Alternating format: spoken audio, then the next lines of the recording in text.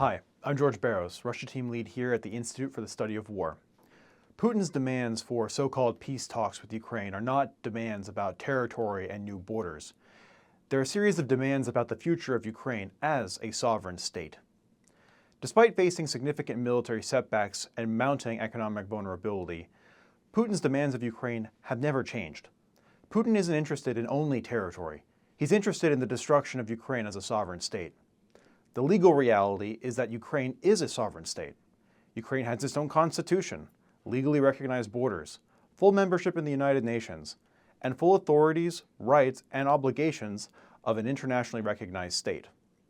After the fall of the Soviet Union, the Russian Federation even affirmed Ukraine's status as a sovereign state many times in Russia's own treaties with Ukraine. Ukraine, therefore, like all sovereign states, has the right to freedom of association.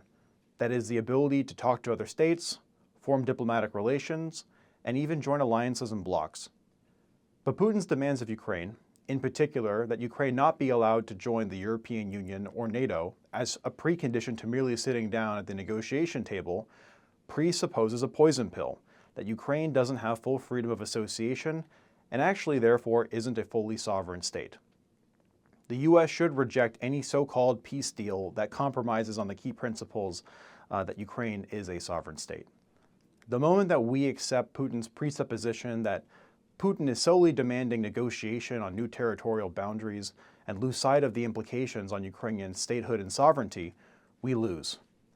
The Minsk Accords of 2014 and 2015 that similarly accepted this Russian premise that Ukraine has truncated sovereignty failed, and they led us to the current crisis.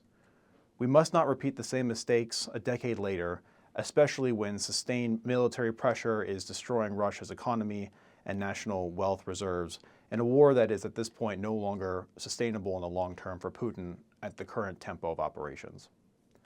Thank you for listening, and remember to keep checking in with the Institute for continued updates on Russia's invasion of Ukraine.